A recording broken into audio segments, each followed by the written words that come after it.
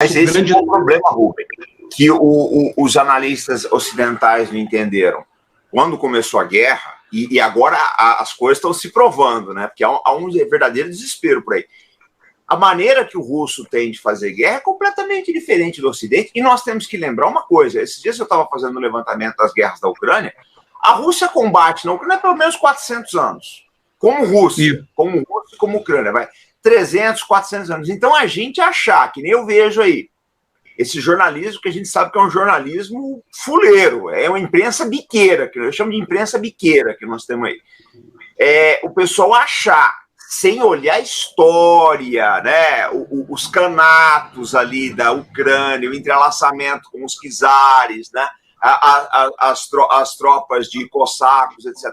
Sem ver essa história e querer dar pitaco como eles tentam fazer, é uma bobagem. O russo sabe o que está fazendo, porque eles estão, no mínimo, eu fiz um cálculo do dia, para dizer o mínimo, são 300 anos de Ucrânia, como Rússia e como Ucrânia. Se pegar a história comum, dá 500 anos. Então é complicado, né? Eles são tão estratégicos nessa guerra que eles criaram lá na parte sul, lá no Donbass, que é o seguinte, eles simplesmente entraram ali para encarar 700 mil soldados com 150 mil soldados. Tá? Uma força 5 vezes menor. 5 vezes menor. E aí o que aconteceu? A Ucrânia reconquistou com que batalha? Tá? Reconquistou tal cidade com que batalha? Nada. Acordaram de manhã cedo e os caras tinham ido embora. Exatamente. Aí entraram para aquele lugar, cadê os carros blindados? Nada. Uma conta que ninguém faz. Outro dia eu vi o William Vac, eu até gravei o cara, como é que um cara numa cadeia como a CNN é capaz de falar tanta idiotice e mentira em tão pouco tempo.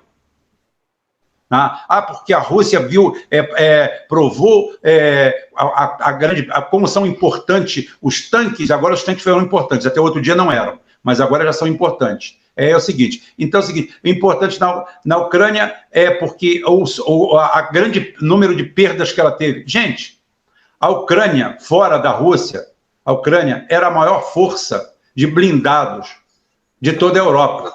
Perdeu todos. Perdeu todos, porque depois disso aí, o Ocidente ainda mandou algumas centenas para lá, recrutados de outro país, e agora ele está pedindo Leopard, pedindo Abrams, por quê? Porque acabou também. Saiu um relatório da inteligência israelense, Rubem, não sei se você chegou a ver. Eu vi. E eu acho bem realista, inclusive o coronel McGregor está usando ele. Avassaladoras as perdas da Ucrânia. E eu olhei o relatório, eu achei muito consistente. Eu botei lá no grupo, eu falei assim, muito consistente. Muito consistente. Achei bem pé no chão esse relatório. Um relatório é realmente aquele relatório foi o mais fidedigno, tá? E por incrível que pareça, é um relatório, porque a Rússia, tudo bem, estrategicamente não divulga as próprias baixas, mas as baixas da Ucrânia batem com os números divulgados pela Rússia, batem bem com os números divulgados pela Rússia, em perdas de blindados, em perda de homens, inclusive a Rússia bota até uma perda de homens menor, talvez para não impactar tanto. Tá? Agora a perda ali está ali beirando os 200 mil mortos, do lado da Ucrânia, e da Rússia 18 mil mortos. Tá? Rússia e as repúblicas ali, 18 mil e poucos mortos. É uma política normal de quem está fazendo, de um lado, uma primeira guerra mundial, tá? Botando praticamente os soldados para fazer uma intifada, parece Flandres, levantando e fazendo um ataque em massa, sendo dizimado e voltando com os que restaram.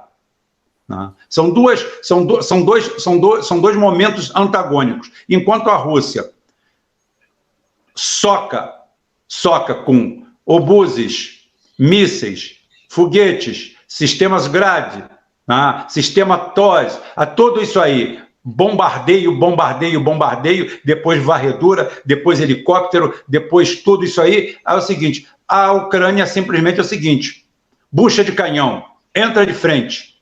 E o pior, havendo um desequilíbrio muito grande, porque a Rússia fez um papelzinho canalha, né, vamos dizer assim, canalha. Se a gente fala para a própria tropa aqui, a gente não está aqui para passar a mão na cabeça dos outros, mas foi uma estratégia. Ela faz a frente de batalha dela com conscritos. Né? Ela faz a primeira leva, ela faz o primeiro ataque, ela faz tudo com conscritos. Tá? Conscrito é o soldado não regular. Tá? Enquanto a Ucrânia estava defendendo com tudo que tinha. O que está acontecendo agora? Um desnível muito grande. Está chegando o exército cada vez mais profissional russo e encarando um exército ucraniano cada vez mais amador, cada vez mais formado por recrutas. Tem uma cena que passou em tudo quanto é lugar, que é aquele Wagner que executa dois ucranianos dentro de uma trincheira, tá? Dentro de um refúgio, aonde simplesmente aí fala assim, pô, o cara foi cruel. Não, se ele fosse cruel, ele chegava e executava os dois. Ele pede a rendição dos dois. Os dois caras são tão mal treinados que nem o protocolo de se entregar eles tinham. Né? O cara com AK-47 na mão, pega o fuzil do cara e o cara segura e faz cabo de guerra com ele no negócio. O cara dá um passo para trás e dizima os dois. Ele não tem tempo para pensar. Tá? Ele tem um tempo protocolado daquilo ali.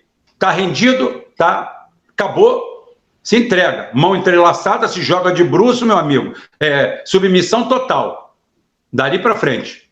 O cara pode me matar. Ele aí pode te matar. Do outro jeito, ele vai te matar. Então é o seguinte, é isso aí, a rendição. Os dois que estavam ali, eu vejo que entram em estado de choque. Só que o soldado que está entrando ali, ele está na adrenalina e está no treinamento. Tá? Ele tem 1 segundo, 2 segundos para o cara se render ou não. Não se rendeu, vala. Isso é para ver o desnível que existe entre um e outro. Modesto, bota para carregar aqui para mim. Entre uma força armada e outra. Né? E isso daí vai só se acentuar. E cada vez mais mortes e mortes e mortes. Agora, o que aconteceu agora, inclusive eu botei até no meu Twitter, o que aconteceu agora, essa risível caça às bruxas da corrupção na Ucrânia, na realidade, foi o senhor mesmo que falou, é uma Operação Valquíria, né? É a Operação Valquíria. Cara, olha aí, o que ele está falando aí? Ô Rubens, sabe o que acontece? Deixa eu até... Foi bom você falar isso daí. Deixa eu falar essa história da... Vou só fazer um adendo rápido aqui, vou devolver para você. Ô, gente, essa história da Ucrânia hoje, do combate à corrupção, vocês podem ter certeza que não é. O Rubens até fala isso daí, até pode comentar. Combate à corrupção não é porque é o país mais corrupto da Europa, é um fato. Qualquer livro, tem esse livro aqui é maravilhoso. Só dá espaço aqui um minutinho, Rubens, volto para ti, só um minuto. Esse livro aqui é maravilhoso, A Nova Guerra Fria, o Prisma de um Desastre, e fala sobre a corrupção da Ucrânia. Quem colocou o Zelensky lá foi o Igor Kolomoisky, que é um oligarca ucraniano bilionário, dono de rede de televisão. Então, vocês podem ter certeza, o Zelensky não está preocupado em combater a corrupção, não está nem aí para a corrupção. Eu vi muitas declarações da Vitória Nuland hoje. O diretor da CIA teve na Ucrânia semana passada. Há uma comissão de alto nível na Ucrânia essa semana. Alguma coisa aconteceu e não tem nada a ver com corrupção. Vocês podem ter certeza. Mais cedo ou mais tarde a história vai vazar. Alguma coisa aconteceu de muito errado no governo Zelensky. Alguma coisa deu errado ali. Vocês podem, mas não caiam nessa história de que é combate à corrupção, porque não é. Pode ter certeza que não é isso. Rubens, desculpa eu te interromper, vou te devolver aí, tá contigo. Não, tranquilo, porque o que acontece? Um amigo meu de infância, posso dizer o nome dele, André Costa, chegou a ser deputado federal pelo PT, depois saiu fora do PT, porque se decepcionou, porque ele é do corpo diplomático, ele foi cônsul na Ucrânia em 2001 e 2002. De 2000 a 2002, ele inclusive casou com uma ucraniana, né? Acho que separou já, mas casou com uma ucraniana, e ele falava que lá não existe corrupção. Assim, lá a corrupção é a palavra do dia. Tá? Lá a corrupção não tem. Ele falou assim, lá começa pela mulher do cafezinho. Tá? Se você chegar numa reunião para alguma coisa e pedir um cafezinho, a mulher do cafezinho fala para você, você veio para resolver o que aqui? Eu resolvo para você. Tá? Na Ucrânia, é a palavra dele. Falou assim, lá não existe corrupção. Lá não existe corrupção. Lá a corrupção não tem essa conotação. Tem que ter outra palavra para criar isso. Tá? Porque o que se chama de corrupção aqui, lá é negócio normal. Então dizer que o cara desviou, lá é o seguinte, passou na frente dele, ele vai desviar mesmo. Todos. Todo mundo. Todo mundo. Então é o seguinte, a corrupção na Ucrânia é a palavra da ordem. Então você fazer uma caça às bruxas porque está havendo desvio, pelo amor de Deus, é só ver o Zelensky. É só ver o Zelensky, que a família dele gasta, acho que, $150 mil por mês com segurança. Esse dinheiro vem da onde? Não. Esse dinheiro vem da onde? Eles estavam morando em Tel Aviv, eu não sei se foram para Nova York. Tá? A família inteira dele morava em Tel Aviv e ele tinha a segurança custava $150 mil por mês. Eu pagava esse dinheiro com o quê? Fazendo palhaçada? Né? Chamando o Bozo? Não tem condições, né? Então é o seguinte, algo aconteceu muito pesado. Ontem, pela primeira vez, e hoje, eu ouvi a voz da oposição.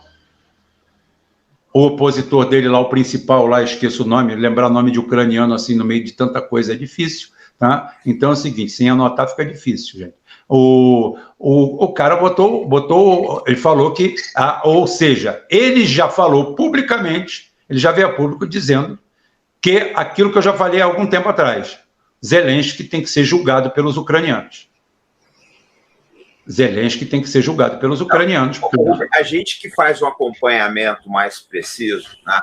Você, eu, a nossa turma toda, o Anitablian, o pessoal todo nosso aí, os russos, né? Os irmãos russos, o Thales Rufino, o Cabaé, a gente já sabe que tem algo errado. Tá muito zum. O Arestovic caiu fora, teve aquele outro do acidente do helicóptero lá, pelo amor de Deus, o helicóptero novo cair no subúrbio. É uma história mal contada, tudo na mesma semana. Quer dizer, some uns 10 caras são tirados de ação, e o pessoal ainda acredita, não, acidente, comandante. Olha, gente, uma coisa eu aprendi, Rubem, tem uma coisa que eu adoro, pouca gente sabe, mas eu adoro. Minhas folgas, quando eu tenho uma folga no canal, que eu nunca tenho, que eles me dão paz, mas eu adoro trabalhar isso aqui, eu gosto da máfia. Quando eu tenho um tempinho, eu estou estudando máfia. E uma coisa que a gente aprende estudando máfia, que não tem o azarado, você sabe disso, não existe o azarado. Se deu alguma coisa errada, tu tem culpa, tu vai morrer, cara. Não tem o azarado. Então, o fulano, que o helicóptero, esse helicóptero acontece acidente. Gente, na Ucrânia não tem acidente, não existe acidente. Se um helicóptero caiu com alguém, é porque esse alguém estava incomodando. Desculpa aí, Rubem. Mas com certeza. Agora, agora vamos fazer uma coisa. Se eles estão com essa campanha toda, é que eles pegaram a parte Val. A Kíria eles não pegaram. Ou seja, eles destruíram metade do golpe, mas metade do golpe ainda está em campo. Metade do golpe ainda está em campo. Eles estão caçando. Está sintomático. Foi tudo uma vez, cara. O diretor da CIA não ia para Kiev porque achou bonito. Não tem nada para fazer. Esse fim de semana eu vou passar o fim de semana em Kiev. Gente, não existe isso. Um cara do porte, do William Burns, que eu sempre falo isso aí, foi embaixador na Rússia, para mim, eu acho um dos quadros mais competentes da administração Biden, admiro, respeito muito ele. É um cara que eu respeito. Esse cara não ia pra lá. É um dos poucos, talvez o melhor. E outra, se vocês pegarem Vitória Nuland, vai no Twitter, coloca Vitória Nuland, Ucrânia, hoje tem um monte de declaração dela, alguma coisa aconteceu em Kiev e nós não vamos saber. A campanha de mídia, porque o que eu estranho é o seguinte, não sei se você anotou também, a campanha de mídia essa semana em cima do combate à corrupção foi enorme. A imprensa, não, porque agora vai. Cara, pelo amor de Deus, negócio de corrupção na Ucrânia sempre teve. Agora ele vai se preocupar com isso. Então, alguma coisa aconteceu. Pode ter havido um levante, um atentado. A gente não sabe o que aconteceu. Mas vocês podem ter certeza, não é o que a imprensa está contando para a gente. Ah, mas com certeza não é. Com certeza não é. Quem deve saber disso é o Wellington, viu? Você aperta ele na live do domingo que o Wellington deve saber de tudo. O Wellington ele também acha isso. Tá? Ó, quer ver? Deixa eu ver aqui. Eu estou trocando de celular, aí eu queria ver se achava aqui um negócio, mas daqui a pouquinho eu acho. Tá? Mas o que acontece? Eu acho que eles pegaram, vamos dizer, a tentativa do golpe. Tá bom. Mas eles não pegaram o cabeça. Tá? Eles não pegaram o cabeça. Por isso que está esse alvoroço. Porque se tivesse dominado, se eles tivessem feito a operação inteira e pego tudo, tudo bem. Mas eles não pegaram. E para mim, eu ainda tenho uma suspeita. Eu tenho uma suspeita. Que pode ser que, se for esse, não dá para se livrar dele. Os Zaluzhny. Sim. Se é o Zaluzhny que está por trás, como se livrar dos Zaluzhny? Tem um exército na mão dele. Ele tem um exército na mão dele, ele não está sozinho. É isso que, para mim, é esse grande desembarque onde pegaram os políticos, vê que só pegaram político. Sim. E os militares. Ninguém vai fazer um levante no meio de uma guerra onde todo mundo está atirando até na sombra, achando que vai fazer um movimento, vai fazer uma quartelada com 3 ministros do Supremo. Aonde o pessoal a conta já passou de 200 mil mortos. Um a mais, outro a menos, não vai fazer diferença nenhuma.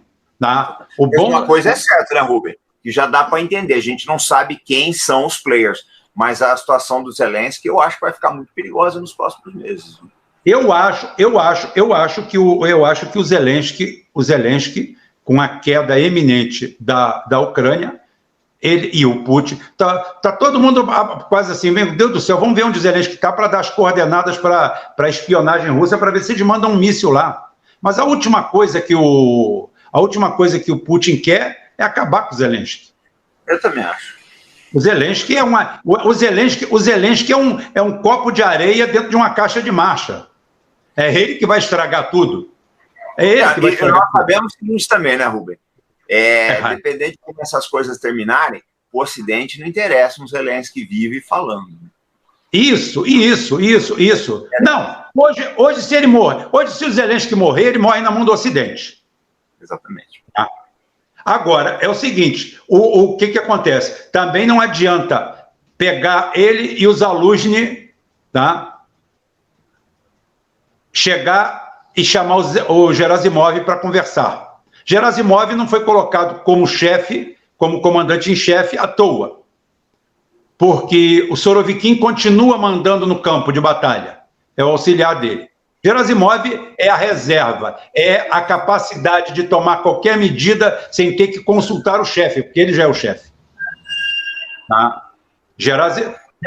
Gerasimov, qualquer um sabe que ele tem um peso, uma importância muito maior que a do Shoigu. Tá? Ele é o grande homem. O Shoigu é o ministro, é ótimo, beleza, tá lá, é chapa do outro, mas Gerasimov é o Gerasimov, não tem outro. Tá? É o grande comandante em chefe de todas as Forças Armadas, tá? De tudo lá na Rússia, tá? E ele foi colocado como chefe da campanha lá, porque algo grandioso pode ter que venha a acontecer. Ou seja, medidas extremas têm que acontecer e você não vai ter tempo de fazer, vai ter que ser assim. Tá? Uma delas seria o uso de armas nucleares táticas. Tá? Mas é uma das hipóteses. O Surovikin não teria autonomia para usá-las. Tá? Mas o Gerasimov tem. Então, por isso que ele é colocado como chefe. É outro patamar, é uma escalada. Não mudou nada no campo de batalha, não mudou nada no cenário. Quem continua comandando a máquina no chão continua sendo o Surovikin. Quem continua determinando bombardeios, as estratégias, tudo o Surovikin. O Gerasimov não está se metendo em nada. O Gerasimov está como rainha da Inglaterra ali. Só que ele tem o poder. Ele tem o poder. Ele não precisa consultar o Gerasimov, ele já é o Gerasimov. Tá? O que eu faço agora? Aconteceu isso, houve essa escalada. Ele não precisa, ele já está ali. Então ele só está ali para isso. Ele realmente representa uma escalada muito grande nesse cenário. E o nível de precisão com que a Rússia está fazendo os ataques agora, de forma estratégica, ali, quando pega Soledar tem 200 quilômetros de túnel. Soledar passa por baixo de 4 cidades. É a maior mina de sal da Europa. Né? Aquilo ali na mão dos Wagner, aquilo ali é um ponto estratégico fora do comum. Né? E temos lá o matadouro de Bakhmut, aonde simplesmente todas as tropas novas, já teve soldado que se rendeu, teve soldado dando depoimento à própria CNN, dizendo que é o seguinte: olha, não vale nem a pena decorar o nome dos recrutas, porque eles chegam de manhã e morrem de tarde. Né? Ou seja, uma verdadeira carnificina. Hoje o rombo da Ucrânia, o rombo geral da Ucrânia, hoje eu calculava um tempo atrás em $1 trilhão. Hoje eu calculo em quase $1,5 trilhão. São cidades que acabaram, são sistemas que acabaram, é tudo. A Força Armada não conta, perderam tudo. Tudo que tem lá é novo, que veio de outro lugar, acabaram com tudo. Então vamos botar em $1 trilhão. $1 trilhão simplesmente são 3 PIBs da Ucrânia. São 3 PIBs. Seria a mesma coisa que a gente ter um prejuízo aqui de $6 trilhões. É 3 vezes o PIB da Ucrânia. Aquilo que a Ucrânia produz tudinho durante um ano, tá? Precisa durante 3 anos produzir para tapar esse buraco. Esse buraco não dá para tapar. Tá? Aí toda a Ucrânia, segundo consta, especuladores da BlackRock teriam adquirido as grandes propriedades, as grandes propriedades de produção rural, tudo ao norte, teriam sido tomadas praticamente pela BlackRock. Aí é que eu pergunto, a essa altura do campeonato, se o Putin quer ficar com o Donbass ou quer ficar com tudo.